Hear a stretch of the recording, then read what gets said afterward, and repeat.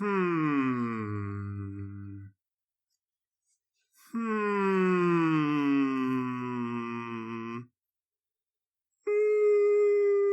What's on your mind?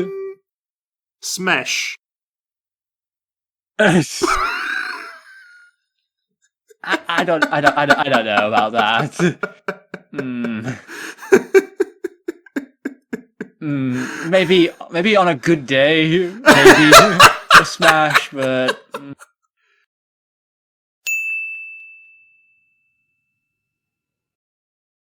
Devar. What? Are you looking for fun?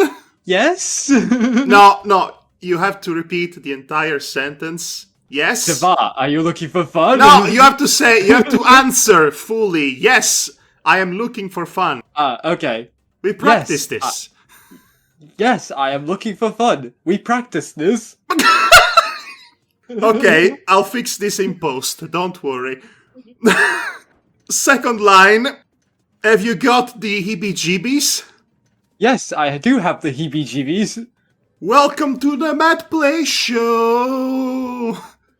Perfect! First take. Yay! Welcome to the MADPlay podcast. I am your host, Madhog Die Master. And I'm Devar Akron, a fellow compadre, so to speak. Yes. And we have a topics-filled show for you tonight, so filled with topics of discussion that we are not even going to bother to acknowledge the gameplay footage for this podcast and just move right along into the topics section of our general topics discussion podcast, but mostly the media we enjoy. Which may or may not be video game involved in some way. Animation and video game. Yes. I mean, one has ties to video games still, but still, it's animation. How long have we been podcasting, by the way? On off for a fair few years, I'd say. You would think at some point we could become good at it, but no. You're talking to me. Unless I have a script that's pre-prepared, I am awful at these things. You should know this by now. Whenever you read a script, you have this weird inflection right at the end of sentences. You go slightly up, as if you're about to laugh. Yes. Don't get me wrong, I love it, but... I mean, which one's better to have? Me stuttering and struggling for words, or having that inflection that I have? Considering you just stuttered quite a bit now, I guess I'm getting both. But I do tend to stutter quite a lot. I also tend to edit our stuttering out of podcasts as much as I can, and it's a hellish job. I've been putting myself through this for many years at this point. Anyway, let's talk about the Cuphead Show, which was recently released at the beginning of February, and I guess it's fair to say that I liked it very much. As an animation scholar and former academic, and also as generally a fan of that specific 1930s, late 1920s to early 1930s animation style and aesthetics, better known as Rubberhose. As a fan of all that, Cuphead, the Cuphead Show, is everything. Capital Yes. E everything. It is bigger than life itself. This unrestrained, unapologetic cavalcade of references, tributes, homages, and visual cues to an entire decade worth of animation history. And to me, like I said, that is absolutely everything. Yes, I liked it as well as a animation appreciator and someone who enjoys basically going through the history of animation myself. Yes, you could write an entire essay worth of material just for all the many little references that are scattered and cluttered all over this experience. It is, at its very best, a pure Rubberhose fever dream when the line between comedy and nightmare fuel becomes deliciously blurry. when modern structuring and narrative say bye-bye to you, and you are submerged into that pure, unfiltered madness that pretty much exemplified that more anarchist style of animation of the time, before the Hays Code, or the implementation thereof in 1934, forced a lot of the industry to calm down, as it were, and adopt a more structured, more moralistic approach to storytelling, or any storytelling at all. The Hays Code did far more damage, far more bad than good, but that's a whole podcast for another day. Regardless, the recent video game phenomenon of Cuphead, now transliterated rather smoothly into an animated experience with its style and aesthetic and specific references and cues, as we mentioned, it's very good to see happening. I never cared for Cuphead as a video game because I knew I wouldn't be good at it and not enjoy it at all. I've seen you play it. Yeah, I did show it off to you, and I really loved the game myself, just because it's a kind of gameplay I can get into. The charm of it relaxes me strangely. Strangely, he's right. And the whole idea of playing a game that is a love letter to the era of that style of animation of Rubberhose, I can really sink my teeth into it, is what I'm saying. Now, the reason why it's called Rubberhose, it refers to how characters tend to be designed, with a very flexible line art and general bounciness that makes them much easier to draw and animate in general, although the way the Cuphead Show is produced is a lot more complex than it actually looks, especially when you see how much in terms of details is put into this show. And really, the devil is in the detail this time, the pun very much intended. I do love the film grain that permeates throughout the entire series, giving us the illusion of a slightly worn out 16mm film reel, in a way that's not intrusive.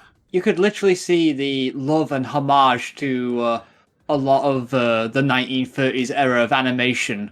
Yes. You know, right in the character designs as well as when every episode opens up with the Mugman flying a biplane around the literal giant cup head of Cuphead. A reference to the Universal Woody Woodpecker cartoons.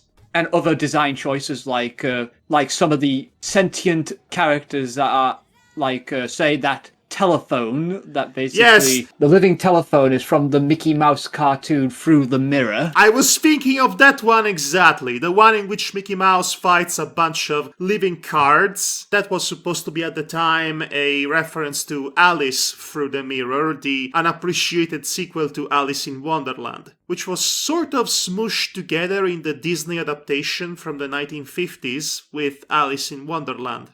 I have two others in my mind to mention, other homages. I have my list as well, all specifically from one episode. I will mention two of them at least, just because I feel like it will give an idea, essentially, how much love and appreciation for the era is in here. The three-headed dragon boss, which reappears in this series, is a homage/reference to the same dragon that Popeye would fight in one of his animated shorts. Yes. Popeye meets Sinbad the Sailor. Yes. And in my opinion, there's a third one, which is not mentioned on the trivia, with the ghosts in one episode. Okay, okay, I'm going to stop you there because I have a lot to say about that particular episode. It is my favorite in the series, and I have all of your references here in my brain. Because of course I do. We'll get to that. You do. Let me just reel us back in a little bit, because I still want to talk about the details and attention thereof that went into the production of this show. Because they could have just made a black and white cartoon and I would have been so happy about it. But really, the Cuphead Show wants to encompass all of the 1930s in terms of the predominant and more popular art styles of that period. Not just the very specific Fleischer Studios style of Rubberhose animation that defines pretty much 100% of the characters on screen, that very specific beanie mouth, that very specific bounciness and energy, the big eyes, and a smidge of Disney here and there, too. Anything and everything is referenced from the aforementioned Fleischer Studios to Disney to Universal's Walter Lantz and everything in between. Both the early 1930s and the late 1930s, which by the end of them would look radically different from where the decade started. And you can see all of that in the way the backgrounds are drawn, presented, and the way the show is colored. The color palette is slightly muted, slightly worn, which emulates the palette that was prominent in the earlier colored cartoons. Also, you have your occasional quote-unquote live-action backgrounds. They are clearly made in 3D, but they emulate the miniature models and the occasional live-action props that would be utilized in a lot of Fleischer cartoons. For example, if you recall a classic cartoon titled The Cobweb Hotel, the one with the evil spider and the two freshly married flies, and I believe it's from 1936, but I could be wrong, a live-action background was indeed utilized to frame the animated portion of that cartoon. And there are plenty of such backgrounds in the show. Most of the times, an episode will be opened by a lovingly rendered quote-unquote live-action version of the Cuphead's boy's house. Which would kind of look like a miniature, essentially. That's what I said, yes. Other times they tend to go with pre-painted backgrounds, which kind of look similar to those animations at the time as well. They look very good too. Yeah, so honestly, the first time when I saw the miniatures or 3D effect I was like thinking like, this is unusual, marriage of the two. But, yes, well, that was actually far more typical in Fleischer cartoons, especially in the late 1930s. That's a specific reference to such shorts as The Cobweb Hotel, which I would encourage you to hunt down and watch again, because it's a very good short with an evil singing spider. And there would be such live-action backgrounds also in many of the Popeye color specials. Much more expensive and expensively made cartoons starring Popeye that were colored and would be about 15 minutes in length, such as the aforementioned Popeye the Sailor versus Sinbad the Sailor, but also Popeye the Sailor versus Alibaba and the 40 Thieves, I think it might have been I think I say 40 Thieves because usually that's what it follows by. And naturally the best adaptation of Aladdin, Popeye the Sailor as Aladdin. Makes sense to to name me. a few. There is a lot of history here in display, and for an animation historian and appreciator such as ourselves, it is so much fun to just dive right into this and be overwhelmed by so many tributes and references. In fact, I dare say that the single best episode in the series, Ghosts Ain't Real, and now we're talking about that one, Yep. is both literally and figuratively a parade of references. It certainly is. I especially like that episode as well. It also has a very catchy song in there to me. It's actually the best song of the series. On the whole, it is the most Fleischery episode you could possibly have. Yes, I just coined a new word, Fleischery.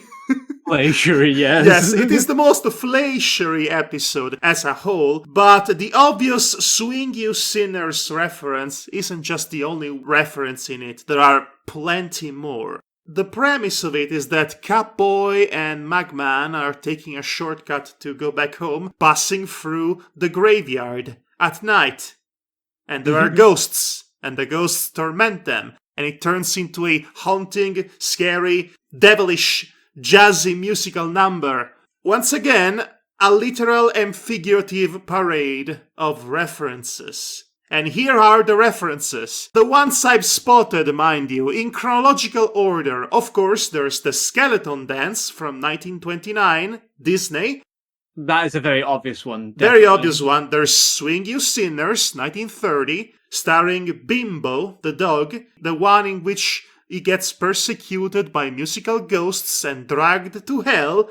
There is The Mad Doctor from 1933. You can see the spooky mention of the Doctor in the background and also the skeletons coming out of the stairs. Fun fact about The Mad Doctor, it is the only Mickey Mouse cartoon to be in the public domain. Which is very strange. Which is very good for all of us.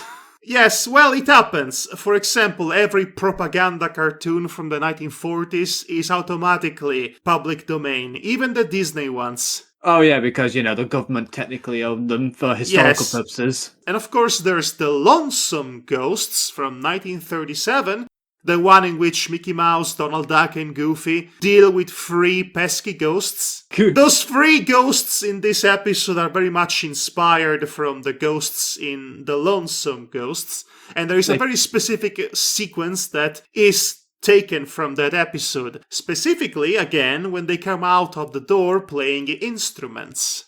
And perhaps the second most obvious reference in this, Snow White and the 7 Dwarfs.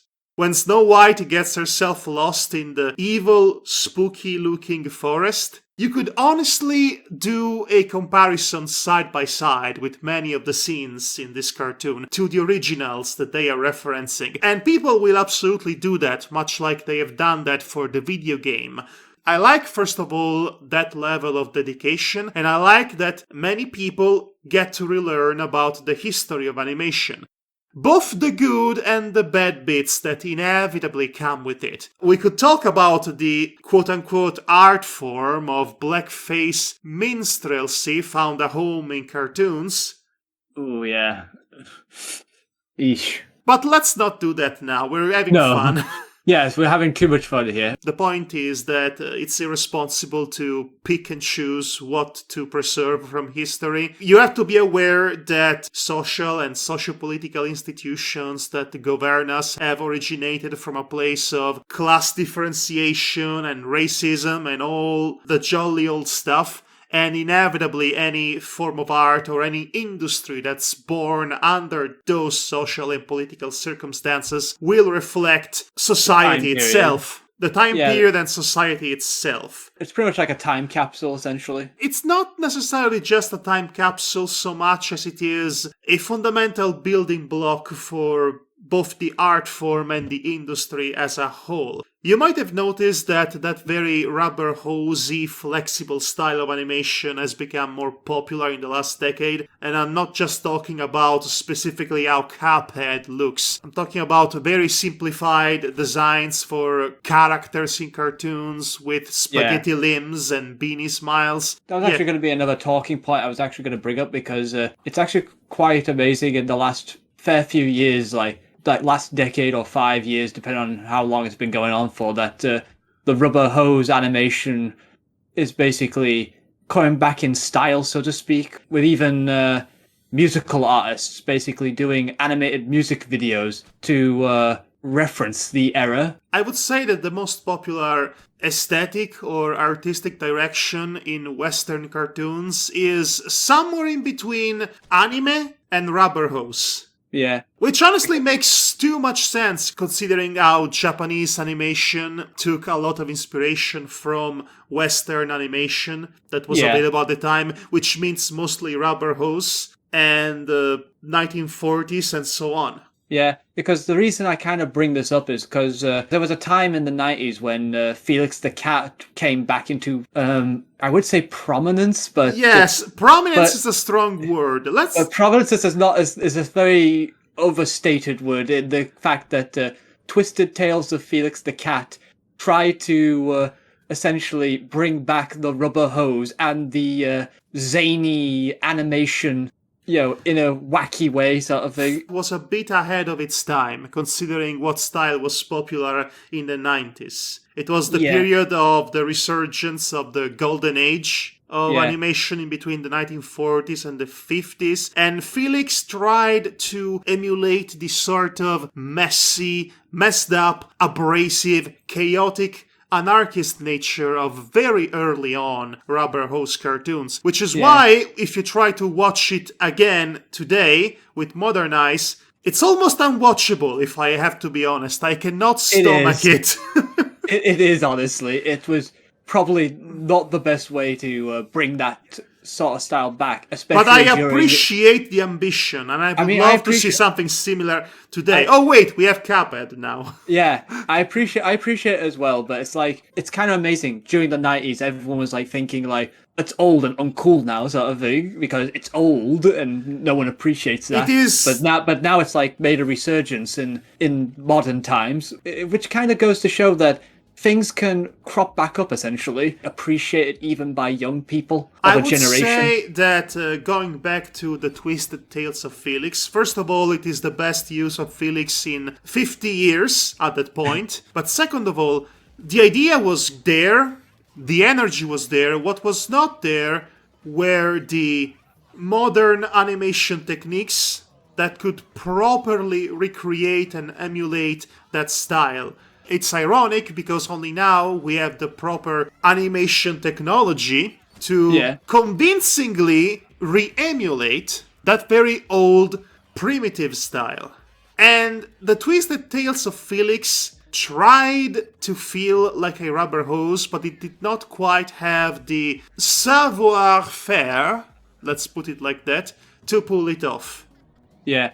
Though I will say that I do like the opening of that series as well. It is a very interesting opening. It's interesting, and for some reason it gets stuck in my head, especially the part where it sounds creepy for some reason. Yes. But yeah, the only reason I bring this up as a good comparison of a show that was not beloved compared to Cuphead, which is quickly becoming a beloved show. We have to preface by saying that the Cuphead Show only has 12 short episodes to its name, a first season, while Felix said 2 or 3 seasons, I believe. So it's too early to do a proper side-by-side comparison. The initial reaction is more what I was getting at, and the relevancy and the enthusiasm that is shown by fans of such animation and such. And it especially nails the energy with its choice of music and character presentations. For example, the introduction of Dice King in his own episode is perfection, because he comes into the stage scatting and dancing like Calloway. If you know your animation history, you know that legendary jazz singer Calloway was instrumental in the more popular and studied Fleischer cartoons of the early 1930s, because oftentimes he would get rotoscoped into a character in one of those shorts. He was a ghost walrus in Minnie the Moocher, titled after his own song, Minnie the Moocher, which everybody knows and references, by the way.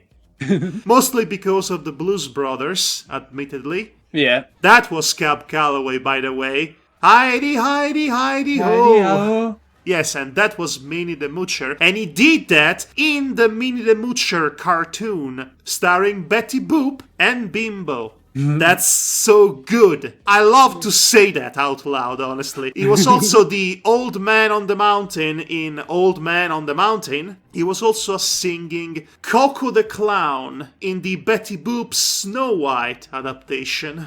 Yeah. I'm sure there's more, but these are the 3 that come to mind at the moment. Also, I would like to give props to Wayne Brady, who voices King Dice. He really nails the character and also sounds smooth, suave, and got personality to him, much like the guy himself. Personally, I would have loved if they hired the singstress who performed the King Dice theme song in the original Cuphead video game to do her patented impression of Calloway as he sings. Oh, yeah.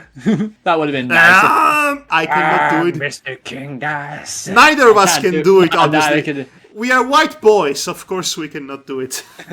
Yeah, I will preface this that basically Wayne Brady, who voices King Dice in this cartoon, is a black American comedian. If you're American, you might mainly know him from Whose Line Is It Anyway, a improv comedy show. I think he's had quite a few roles in animation as well.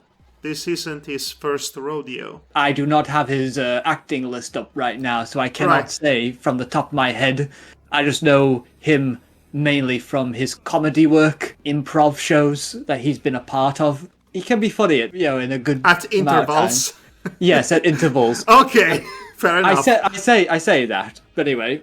So, but the other voice actors do great jobs as well. Of course, being an homage to an old-timey cartoon, both Magman and Cuphead have to sound like they are from Brooklyn. They have to, it's required by law. And that's not just incidental, because most of the animation studios back in the 1930s, they would operate in the city of New York and being contracted by studios in Hollywood. So a lot of the voice actors that would be employed to play those characters inevitably are from New York. And that's why the New York accent is such an important part of animation history.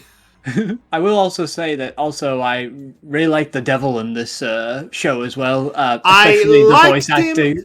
Okay, so I think we need to talk about what doesn't quite work in this series as well. Because for the most part, it's good, it's fun, it's everything you want it to be. To be honest, I will say that basically it's perfect for what it is because it doesn't outstay its welcome, so to speak. So but there are some minor problems, but nothing that takes away from the overall enjoyment of the show to me. The show is very funny. I do believe that the Cuphead Show at its finest is the Ghosts Ain't Real episode, which does away with normal structure and becomes a uncontrollable chaos, which again, it perfectly encapsulates such classic shorts as Swing You Sinners, and also Bimbo's Initiation. I forgot to say that one. Yes, also Bimbo's Initiation from 1931, starring Bimbo. Wanna be a member? That one. Wanna be a member? Yes, that one is also referenced in the Ghosts Ain't Real episode. I'm glad we circumnavigated back into the topic so that I could remember it. But anyway, that's the highest point of Cuphead. But then I think there is a bit of a free fall in terms of quality after that. There is this episode about an invisible sweater that's meant to fend off the insistent attacks by the devil himself that for some inexplicable reason is a two-parter, even though the joke itself isn't all that clever or funny, and it's a bit protracted, if I'm being honest. I really did like how the devil was presented in the very first episode. He was a balanced breakfast between funny and threatening. As in, he was a legitimate threat to the main characters and to everybody because he's the literal freaking devil. Fire and brimstone and all that. He still gets defeated, of course, but that doesn't necessarily sacrifice his threat, especially when you have this confrontation between him and Dice King in the Dice King episode. But then the Invisible Sweater episode happens and he gets clowned a bit too hard for too long, for my taste. You have henchmen to play that role, to be clowned constantly. You have Dice King for that. I was about to say Dice Funk. No, that's a different podcast. You have a Dice King for that role, and he plays it perfectly. The devil should be a little bit more protected, much like he was in that classic Betty Boop cartoon, in which she literally gives the cold shoulder to the devil. Ooh. Yes, no, literally the shoulder becomes a block of ice. It's great, I love it. Aside from that, how good it is to have the devil as a villain in a children's cartoon in 2022. As the main villain in a children's cartoon as well. It reminds me of the last time that happened consistently, which was the 90s. Yeah. Plenty of devil appearances. But Not so much between then and now, and definitely not so much between then and 80 years prior. Basically, the last time you could have the devil be a proper villain in a cartoon was before the Hays Code ruined everything, essentially. It definitely ruined the career of Betty Boop, because now she was suddenly too sensual. And cartoons are for kids, you know. Oh yeah, totally. Right. I actually did like the devil myself, just because he has a lot of personality, and I for some reason do like how he kind of acts. His mannerisms are kind of embodies the era of that sort of villainy. Not quite. Even in those old cartoons, the devil, whenever he appeared, was a lot more threatening compared to how much of a clown this devil eventually becomes. I thought it was more something along the lines of the devil was kind of representing villains in general, like an overall package of the type of villains you would find in that time period. Yes and no. It depends by whomever was making the cartoon, really. Well, depictions of the devil would not disappear in future cartoons, even throughout the 40s or the 50s, but they would definitely get resized and reworked around. They would not be as prominent as, say, being a main villain in a Betty Boop cartoon. But you would get occasionally the devil tormenting Yosemite Sam because he's not able to catch the rabbit. Though, mind you, before we go on, I will also say that it's kind of ballsy to basically... oh, and who could forget the devil dog in that classic Tom and Jerry cartoon? Oh yeah, that one. Come on, bring him down here! Yes. One of the better depictions of heaven and hell in a children's cartoon, I have to say. It's one of the more memorable ones for me, honestly. Absolutely. A small aside here. When the Hays Code was fully implemented, suddenly all film and cartoons as well had to be more adherent to Christian evangelical values. You know, bad guys are punished, the good guys win at the end. Any and all portrayals of religion would be under scrutiny, especially. Before I forget, anyway, I've basically got to say about the Cuphead show that basically it's kind of ballsy that basically, to end like the season 1 of animations with a cliffhanger. With a cliffhanger to be continued. To basically, I won't say why it is, but I am personally disappointed by that decision. Of all the shows that did not need to have 2-part episodes or cliffhangers, Cuphead is 100% that one. The Cuphead Show works best when it's a series of not necessarily connected shorts, like classic Looney Tunes or classic Betty Boop cartoons. Self-concludent, messed up little stories, where comedy meets nightmare fuel. At its worst, it's about an invisible sweater. I agree. I actually do agree with that, because even though I did enjoy the episodes of the 2-parters for their own reasons, sort of thing, I'd rather prefer if they, stick to what the shorts were, just to keep true to... In fact, if I am being perfectly honest, 10 minutes is too long an episode for Cuphead. They should be about 7 minutes long. 6.5 is my last offer. But yeah, I definitely think that episodes should be more self-contained stories that end with a conclusion, at least. Or a strong punchline. I'm fine if you're doing SpongeBob SquarePants but Rubberhose. Yeah. I'm still laughing at this. Don't try to make an overarching narrative for the freaking Cuphead Show. Listen, you're doing a Rubberhose cartoon series, not a Saturday morning cartoon. Although, if you were going to go that route, you could have just given it the story of the video game. So every episode is the boys trying to collect a soul for the devil, and then there's the devil as the final boss. You could have done that, but they chose instead, wisely, in my opinion, to turn this series, this property, into a more episodic fare, which works best for it. Yes. But at the same time, do not try to have a continuity.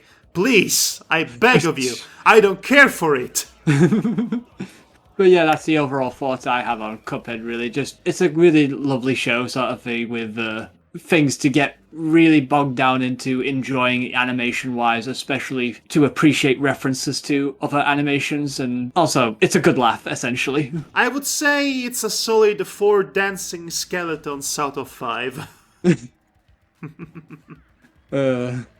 Right then.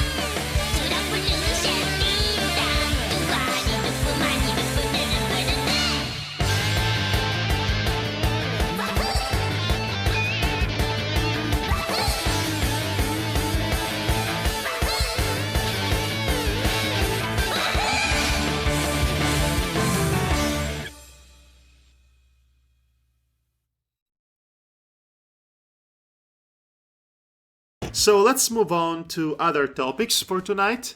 Yeah.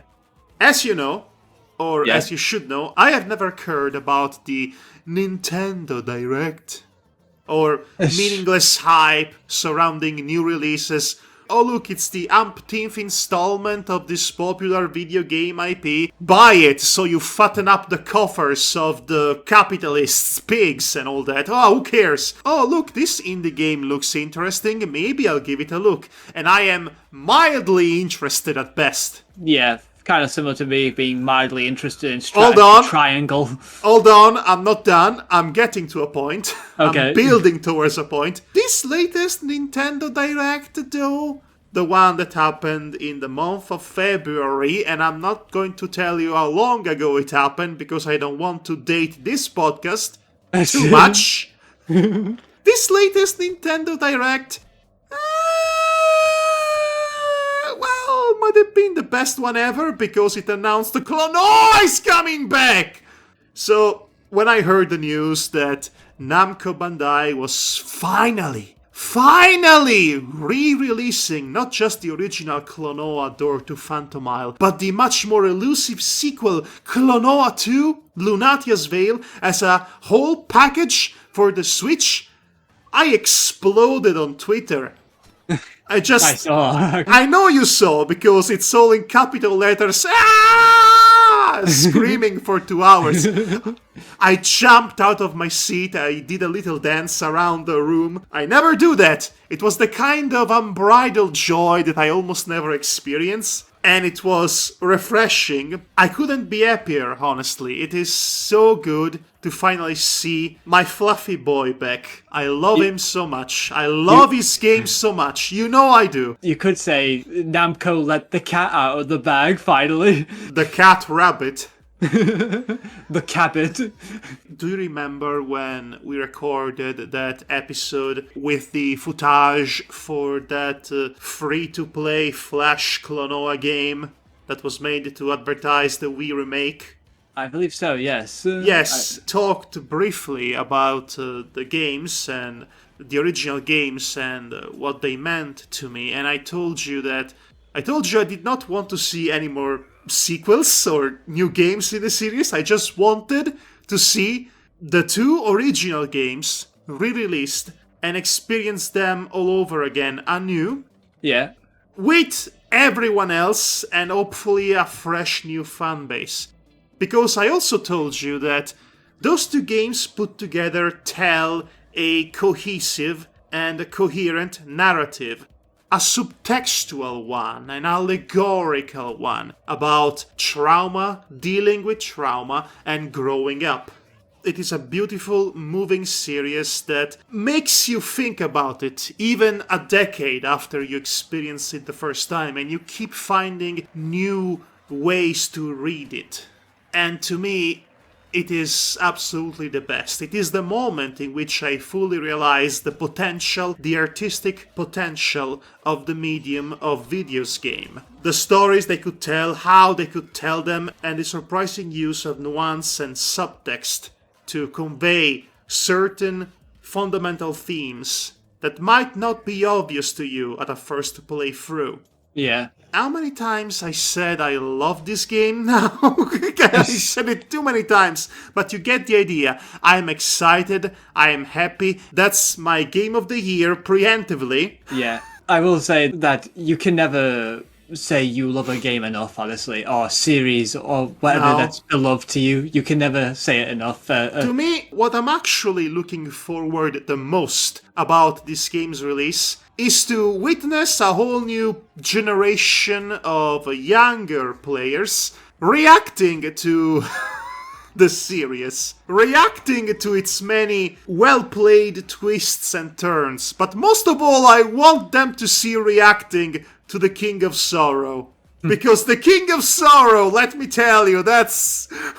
I could tell you 2 things about while I was growing up, during college years anyway, because I only became aware of Klonoa by one particular friend who was on DeviantArt, I should say. I know it's DeviantArt. Yeah, she was a really lovely lady. We talked a lot.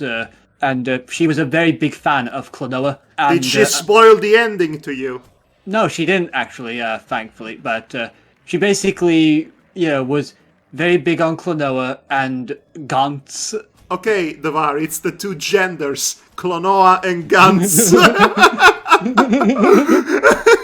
I think that's his name. I think that's his name anyway, because he was like a yellow feline with guns or something. Wait, hold on. Okay, when you said Gantz, I was weirded out because I thought you were talking about that horrible manga and then anime series. Oh, no. Gantz, Guns. I thought it was weird because I don't think there is any possible logical interlap between Gantz fandom and Klonoa. It's not possible. Whomever likes Gantz would never be my friend, let me tell you. Yeah. Well, I definitely meant the character. I think that's his name anyway. But it's been so many years since we last talked that I hope she's living a good life because she was a sweet person. So, have you ever played any of the Klonoa games? I was actually going to get to that. Because of the state of my gaming palette at the time and what I could have access to, other factors in or out of my control sort of thing, the only Klonoa game I was able to play was a GBA title. Was it Empire of Dreams? I think it might have been that one. Because the other one was never ported. You played the one Klonoa game I despised, actually. This is why I say I like the first two games, Klonoa 1 and 2. One is a PlayStation 1 classic, the other is a PlayStation 2 launch title that has gotten a bit lost in the shuffle, sadly, even though it's an absolute masterpiece and the best sequel of all time. Of all time! You've heard me! I'm only mentioning this because I thought it would be best for everybody to know where I come from in the Klonoa situation, because I do know the Klonoa series, and I have an appreciation for the art style from afar. So if I was to someday see it and get a hold of it someday, then I would probably give it a go, because I think that would totally be my thing. Well, you're going to get your chance to own it legally, although you could easily emulate them both. But, yes. If you really wanted. But it's a good thing that it's going to become available to a larger audience through the Nintendo Switch, which is a very popular platform, as we all know. I sure hope it's successful. Actually, is it also going to be on Steam? I forget whether it is or not. Okay, apparently it's going to come out to the Switch first, and later on, all other platforms. Ah, I see. That makes sense. But I'm not going to wait for that. Of course not. I mean, you have the Switch anyway, so you might as well get it for that. Yes, although I am horrified by the prospect of playing it with the very stiff Switch buttons, because the Klonoa games, all of them, are played using the D-pad, not the analog stick. That's the best way to play them, the only way to play them, really, if you want to have a good measure of control to the landing and your platforming experience in general. Yeah. But I guess we'll cross that bridge when we get there, because in the meantime, believe it or not, I have a couple more games that I am reasonably excited about. One is the Kirby game. Of course it is. Well, it's not that obvious, because, listen, I have a Nintendo Switch, yes. Yes. I don't play any Nintendo game on it. The last Nintendo game I played on the Switch was Splatoon 2, a fair few years ago. I don't care about Zelda, I don't care about Metroid, I liked Super Mario Odyssey, and I definitely like Xenoblade Chronicles 2. Xenoblade Chronicles 3 is coming up. Yep, it certainly is. I'm happy for that, I'm definitely going to get that one. But post-apocalyptic open-world game starring Kirby? And he becomes Cars? Yep. I have been intrigued by this concept ever since it was first announced last year. Yeah. I know it in my heart of hearts that the only reason this game was allowed to exist was because of all the goodwill that Sakurai had managed to garner at Nintendo for years and years of Smash Bros. Content. Yep. Indubitably, this was made because of that, and thank goodness for it. If it's anything like Super Mario Odyssey, I'm going to have a good time with it. And I'm going to be super obsessive about collecting all the stars or moons or whatever. I think it's kind of funny because essentially Kirby Odyssey, or whatever you call it, It's not Kirby Odyssey, it's I mean, in the Forgotten Land. that's it. That's what it's called. I forgot the title, so I just called it Kirby Odyssey just because it kind of... It's because it kind of takes the Mario Odyssey formula and then puts Kirby on it. What they did was basically take that one level from that Kirby 64 game where basically you go to a frozen wasteland version of Earth, but they don't tell you it is. Because if you look at the level select screen, you basically see what looks like America, the outline of it, in the planet. And then when you go into it, it's like frozen wasteland and factories are still running and such. So it's basically that level, but expanded essentially in my view. I can't think of any reason not to like this. Also, speaking of Kirby 64, yeah, if they bring back the mechanic in which you can absorb more than one power at once and fuse them together to create a whole new power, it's going to be the best Kirby game ever. Probably. I don't know. I don't know how it will pan out, but I hope it's good, and I'm definitely looking forward to it. Not as much as another, much smaller in scale, much more indie in scale video game. It's a Nippon Ichi release. And I know what you're thinking. No, it's not a Disgaea game. That's not the only games they distribute or produce. Oh, yeah, I know. But keep going. They've also produced a much smaller, much more adorable game by the title of The Liar Princess and the Blind Prince. Ah, yes, that one. I heard the title. I played it. It's one of the cutest games I've ever played in my life, if I'm being honest. It has a darkness to it, obviously, juxtaposed to the childlike, fabulistic innocence that projects. It has this hand-drawn storybook illustration aesthetic to it, and it looks so spiffy and absolutely lovely. It's very enjoyable and it's very short. It doesn't overstate its welcome. Now, this was more of a puzzle platformer with a very interesting gimmick to it. I recommend this game, by the way. It's a good time. However, now we're going to get a spiritual successor to The Liar Princess and the Blind Prince. Yeah. This one is titled The Cruel King and the Great Hero. Yeah, I've not heard that one. Well, of course you haven't. It's not been exactly advertised to the highest levels that money can buy. It is a very obviously small game with a much smaller budget, much like its predecessor. It looks adorable. It carries over that fairy tale aesthetic. It's a lot more colorful too. Only this time, it's an RPG. And the premise of it seems to be that a young girl is being raised to be a hero by her guardian, which is a huge dragon. Yeah. For the specific purpose of one day killing the dragon. Ah. I've seen snippets of gameplay of it, and it appears to be a classic turn-based system, but there is one cute gimmick to it in that the dragon always appears to be in the background, keeping a watchful eye on the girl as she trains, and occasionally helping. I love this instantly, and I want it right now, but I have to be patient. Of course. So these are the three games I am the most excited about in the foreseeable future. Klonoa, on top of the list, obviously, Kirby and the Forgotten Land, and this one, this latest Nippon Ichi release, which is titled The Cruel King and the Great Hero. I was about to forget it. Yeah. Yes. So that's my current wish list.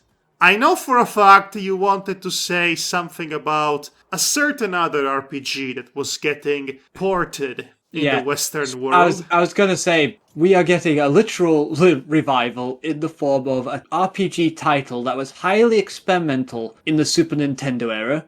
Live Alive. I think I've heard it pronounced Live Alive. Some people say live alive or live alive. I, for one, keep saying live alive for some reason. Well, it's potato, isn't it, in this case? Who the heck says potato? I don't want to know them. Then again, maybe it should have been tomato, but anyway. Who the heck says tomato? Okay, please go on. So Live Alive is getting a literal revival, not in the form of a re-release, but in the form of a fancy 2D HD remake in the same style as Octopath Traveler. I sure hope it doesn't disappoint like Octopath Traveler. This is the thing I'm not too sure on, because essentially, because it's a remake, I do not know how much of it will be different from the Super Nintendo era, but there is a very specific aspect to Live Alive that I think we should go over, and that's basically... So that requires me to talk a little bit about Live Alive, what went into its creation, who was involved, and why it was made in the first place, and why is it so beloved to this day, and why is it getting this remake. Do you think you can keep it in under 20 minutes? I can try my best, but we'll see. So we go back to late 1993, where a man by the name of Takashi Tokita was wanting to make an RPG game, but he wanted to basically do a very specific idea where there were several short scenarios, rather short stories, that would basically be self-contained, but would only be connected by one aspect or theme, and then would be intertwined into a scenario that would be unlocked at the very end. That sounds similar to what Dragon Quest IV tried to do, but in a very one-upmanship sense. As in, so Dragon Quest does this, hold my beer! So right? Do you know what I mean? Yeah, I know what you mean. He was given a team of people to basically come up with many ideas, and basically a lot of it was thrown at the table. Many people were basically saying like, oh, let's make a scenario like this or that sort of thing. And Tokita basically chose the ones that he thought were his favorite, or they had ideas that worked well for what he wanted to do. And one of them was a pervy caveman, apparently. Oh yes, one of them was a caveman's era. The other ones are basically the ancient Chinese era, which basically is a homage to love for Chinese martial arts movies. Then there's the feudal Japan era, where you play as a ninja in that era. The Wild West era, where you play as a gunslinger. Yes. The Strongest era, which is basically, think Street Fighter but in RPG form. Okay. Then you have the Near Future, where basically it's a mech anime sort of thing, but with psychic energy. So far, you're taking me all over the place in this journey. Then you have Horror Future in Space, homages not only Alien, but also Space Odyssey 2001. How many scenarios are in this game? There are 7 scenarios, and 2 more have to be unlocked. The 8th one is basically the fantasy one, which is very, very similar to how you would see Final Fantasy at the time, because guess what? This game was made by Square Enix. Well, Square at the time. Squaresoft. The Enix company was doing Dragon Quest at the time. Yeah. So anyway, and then the final scenario, which is basically the scenario that brings all of these errors into one place and all these characters to basically take on the final boss that represents all of the problems each one was facing in their own eras and times. So, what you're saying to me is that the ending is Chrono Trigger, basically. Does the name Takashi Tokita mean anything to you? I think it should. It should do, because he was one of the writers for Chrono Trigger. Ah, well, that explains everything.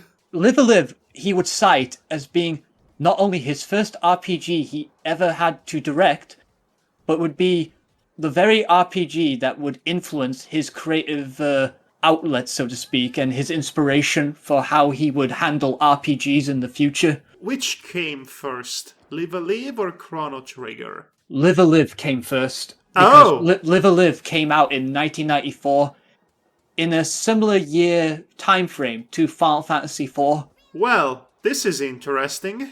This is where it gets even more interesting, right?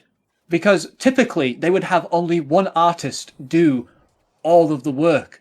But in this case, because of their connections to a manga company, they were able to get 7 mangakas to be involved. So, wait, you mean to tell me that every single scenario in this game was illustrated by a different manga artist? Yes. This is outstanding. I will tell you some of the names. You might recognize some of them, especially you people at home, but I do not recognize all of them except one, but I'll save the one I know for last.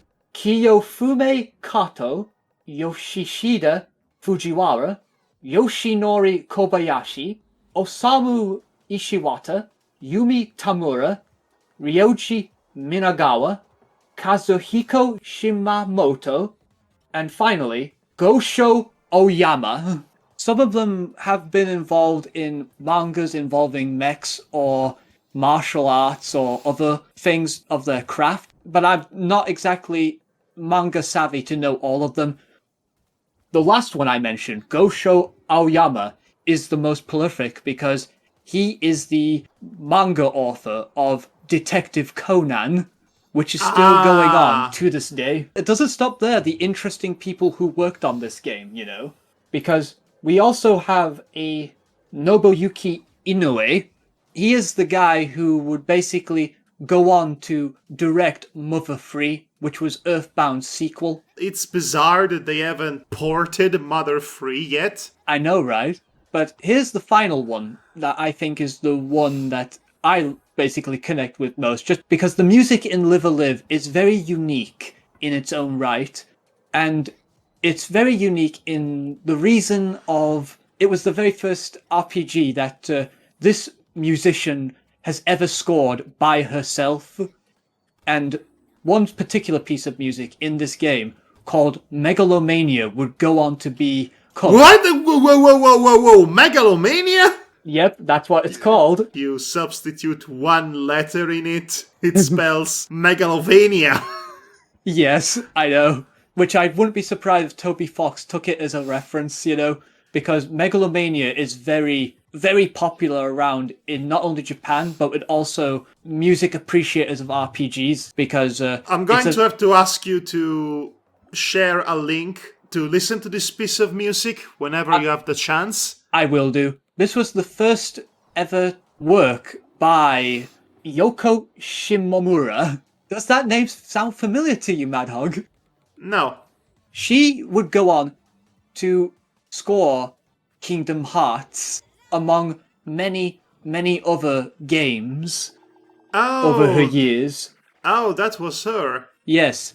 Interestingly, this is a not only highly experimental by the standards of games at the time, but it was also essentially a union of firsts of people cutting their teeth onto something specifically. By the way you described it to me, it really sounds like one of those lightning in a bottle projects that could never be reproduced or replicated, much like Chrono Trigger was. It's a very fascinating fragment of video game history. I can see why this was not exported. Apparently, Live a Live was supposed to get exported outside of Japan at some point, but then higher-ups basically decided, in their wisdom, that the game didn't meet their standard of quality that they thought would be up to snuff for the Western market. Honestly, you should pirate all the games, because none of the money you would otherwise spend on them goes on the pocket of the people who actually made them. Of course, I am not actually advocating for piracy. That's a crime, and that would be wrong. Although, if a company doesn't really want you to play their games by, let's say, shutting down a virtual online store for good, I guess at that point you are legally required to pirate games. Yes. for preservation reasons, of course. Anyway, so this was a bit of an oddball of a tactical RPG to ever be made in 1993 to 94, essentially, in my view. It's such an oddball thing that I can't help but find it charming in its own way. It has a lot of flaws, the original release, because, it's highly experimental at the time. That means you basically got all these separate plots, that are And they all connected. have to somehow come together, and it's probably not going to be one of the most organic resolutions. I will say, though, that it does try to basically put a twist on cliches of RPGs at the time. So I will say this, keep that in mind at least. It is a time capsule of its time, so... If anything, I think this game might be considered more interesting now than it was back in the day. Yeah. Perhaps it was a bit ahead of its time.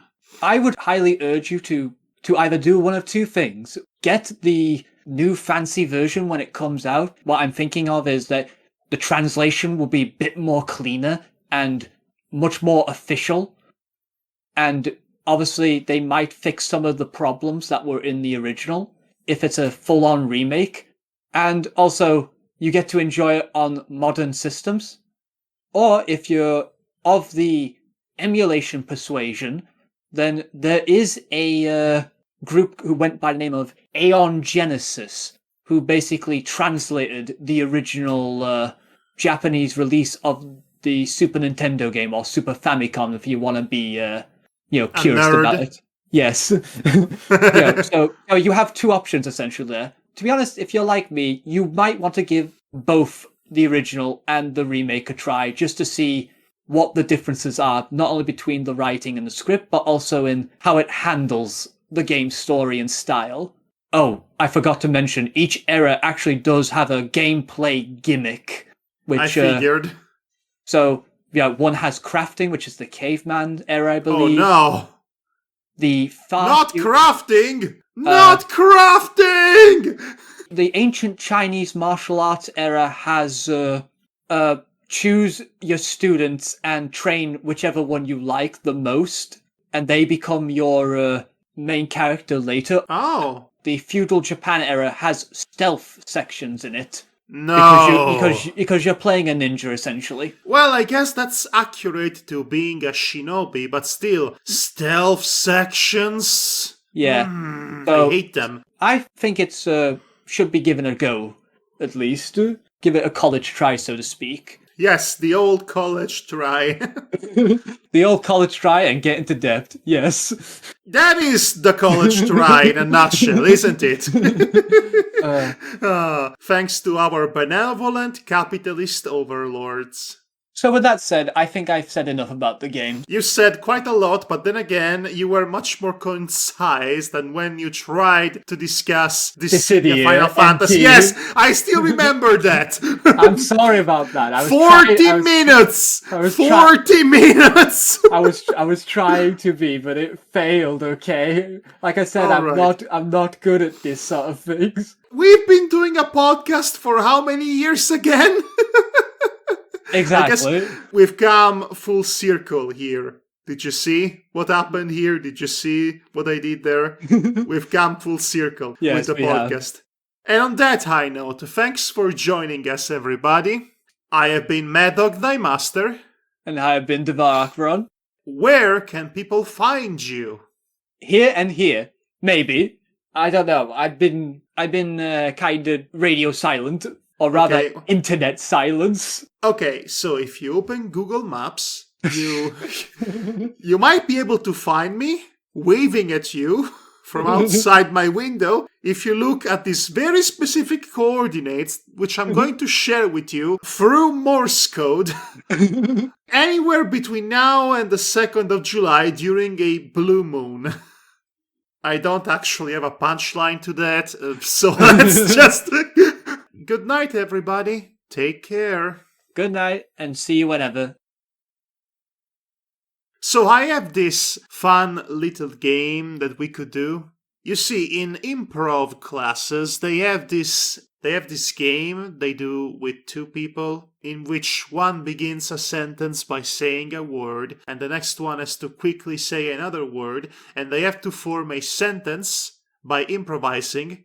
Yeah. So for example, if I say a name, then you might choose to continue the sentence by saying a verb or a conjunction. Oh, okay. Do you want to try it out? I'm not sure. Let's give it the old college try. Oh, gosh. Just say a name. Any name. Jerry. Has. You can say anything else now to continue the sentence. It has to be quick. A. Darling. Cherry. I get the idea, but I'm not very good at it, I don't think. Okay, I'm going to start now. Oh, no. Mary. Was. A. Jubilant. Lamb. Wait, no.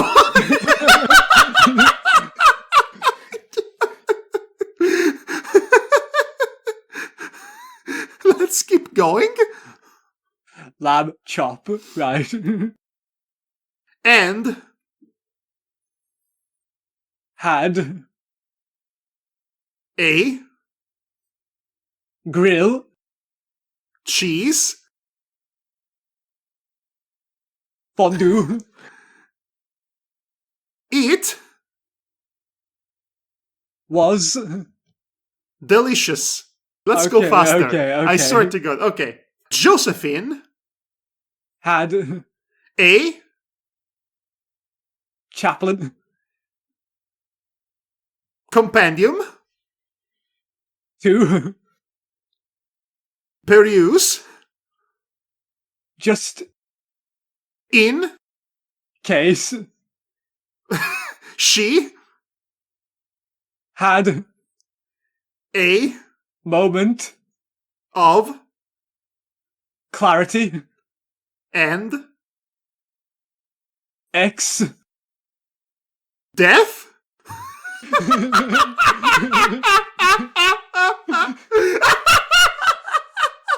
Oh no. X-Death. Okay. That's not a way to go, is it? Okay, well, we tried. Bye. I can't escape.